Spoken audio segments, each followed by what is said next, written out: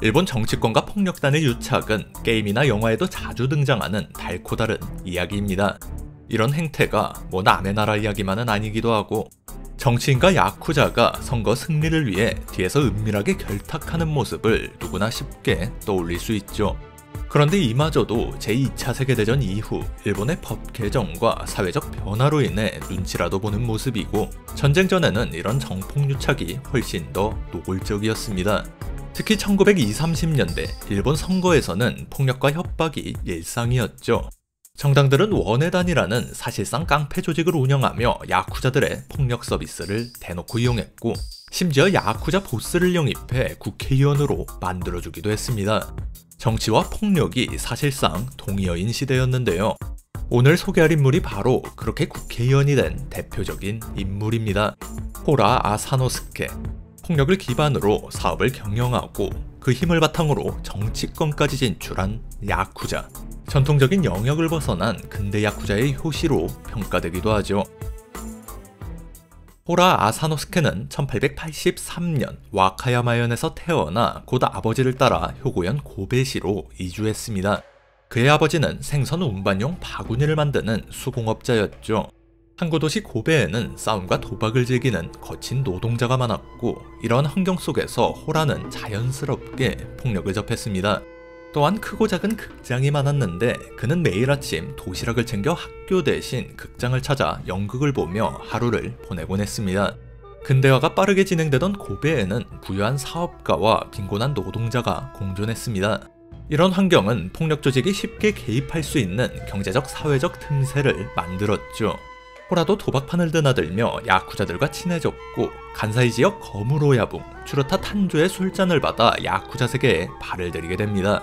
어린 나이부터 도박장 관리를 맡고 극단을 이끌며 만주 순회 공연을 벌이는 등 뛰어난 수완을 보인 그는 금세 조직 후계자 자리인 와카가시라지기까지 올랐는데요. 그러나 어느 날 돌연 조직을 떠나 가업인 대나무 바구니 제조업을 잇기로 결정합니다. 훗날 호라는 거친 야쿠자 생활의 실증이나 가업을 이어가기로 했다고 주장했지만, 이는 나중에 정치활동에 뛰어들면서 적당히 둘러댄 이야기로 보입니다. 실제로는 원조직에서 독립하여 자신의 세력을 구축한 것이었죠. 가업을 물려받았다는 이야기는 사실인데요. 그는 대나무 바구니를 뜻하는 타케카고와 아버지 토라키치의 이름을 따 야쿠자 조직 카고토라구미를 결성했습니다.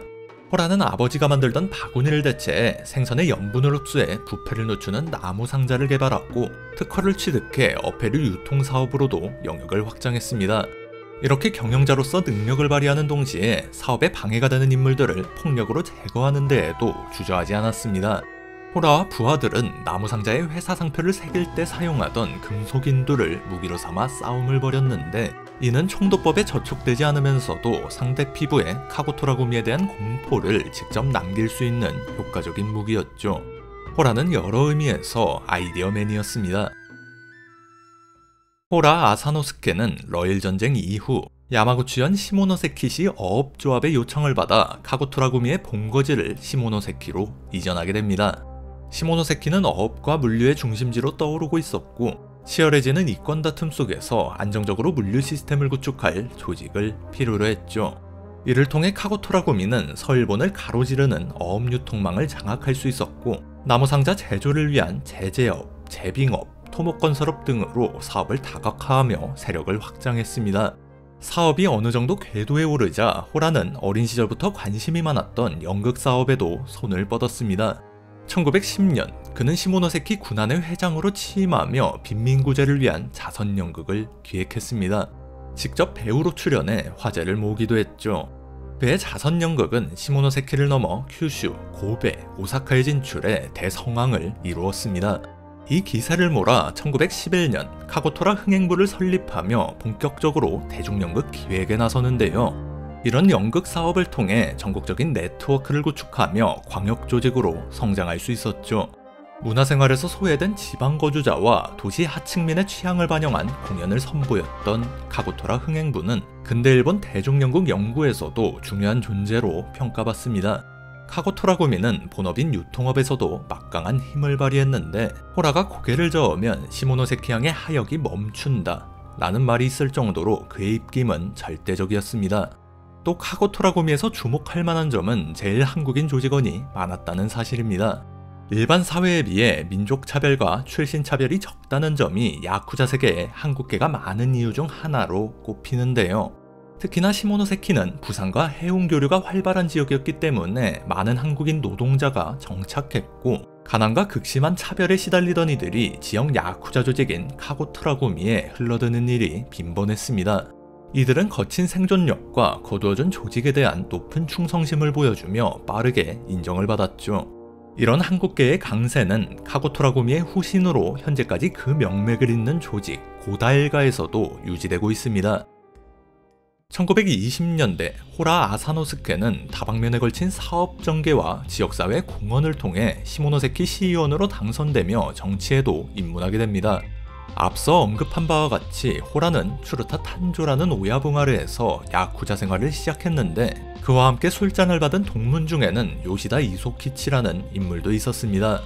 요시다는 큐슈의 탄광산업과 항만화역을 기반으로 성장하여 전국적인 영향력을 행사했고, 근대 야쿠자의 아버지라 불릴 정도로 일본 폭력단 역사에 큰 족적을 남긴 거물입니다. 중앙 정치권도 그의 실력과 이용 가치를 인정해 정치 입문을 지원했고, 요시다는 1915년 제국의회 중의원으로 당선되어 정치 생활을 이어오고 있었죠. 거대 정당 입헌 민정당의 지원을 받는 요시다의 세력권은 간모네협을 사이에 두고 호라 아사노스케의 영역에 맞닿아 큰 위협이 되고 있었습니다. 마침 제17회 중의원 선거를 앞두고 입헌 민정당과 치열하게 경쟁하던 정당 입헌 정우회는 호라 아사노스케를 영입해 동종 야쿠자 요시다와 맞서겠다는 전략을 세우게 되는데요. 이때 야마구치현 출신 전 총리 대신 다나카 기이치가 삼고지를 갖추며 호라를 정우회로 맞이했다고 전해집니다. 1930년 2월 호라는 제17회 중의원 선거에 출마. 당시 대공황의 여파로 빈곤층과 실업자가 급증했는데 빈민보호와 구구활동을 내세우며 큰 지지를 받았습니다.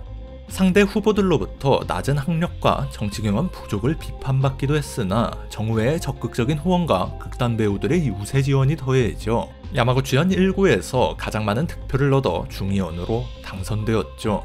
이로써 호라는 요시다와 대등한 정치적 입지를 확보하며 자신의 영역을 지킬 수 있었습니다.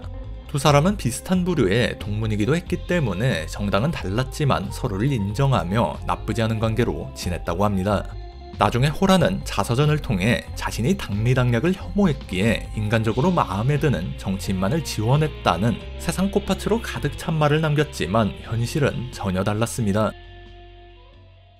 각 정당이 이렇게 야쿠자를 영입한 이유는 지역에서의 지명도와 자금력 때문이기도 했지만 무엇보다 그들의 주특기인 폭력이 필요했기 때문이었습니다.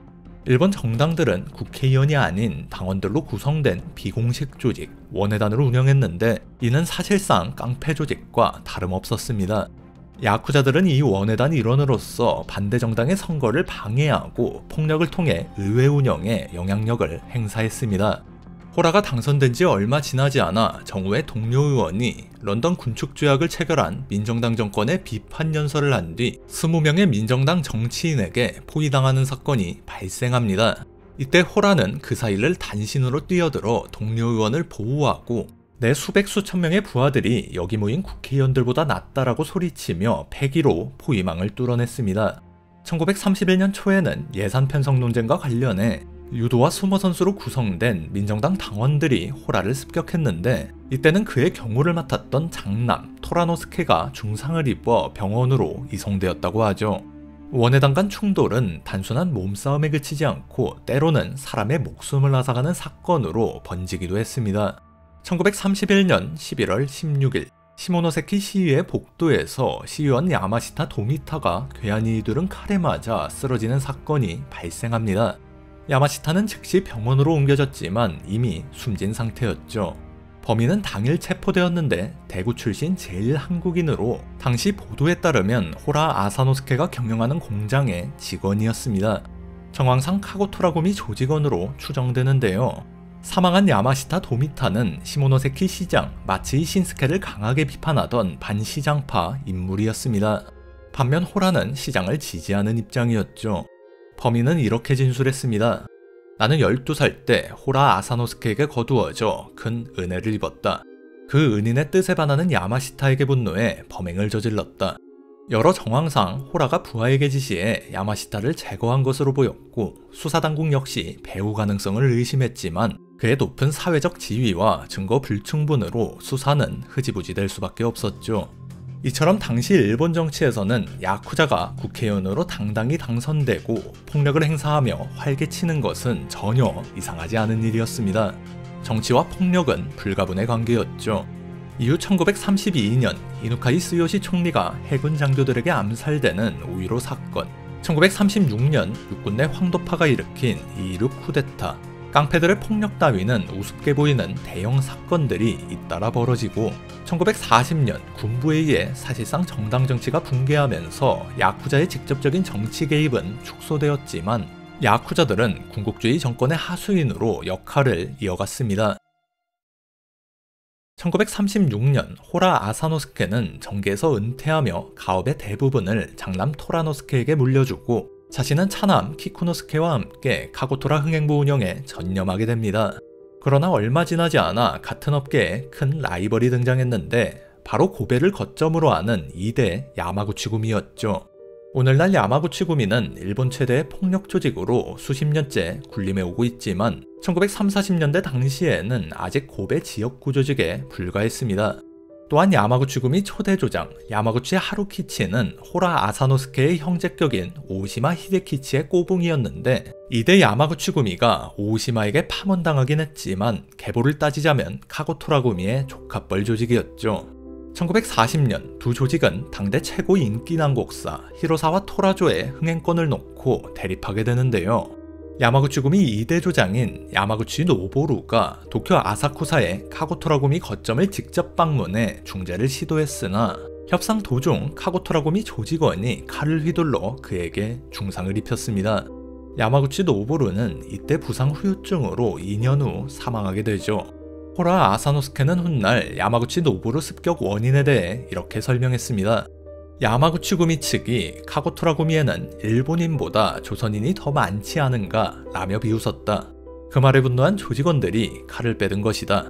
반면 야마구치구미 측은 자신들이 몸을 낮춰 협상금까지 지참했지만 막강한 세력을 앞세운 카고토라구미에서 이를 무력으로 짓밟았다고 주장했죠. 수장이 사망한 야마구치구미는 정치와 군부에 이렇다 할 연줄도 되고 있지 않았기 때문에 태평양전쟁 당시 단속 대상이 되어 침체기를 맞이했지만 카고토라구미는 국가의 지원을 받아 군국주의 선전, 고무를 위한 국민연극 흥행에 동원되면서 전성기를 유지할 수 있었습니다.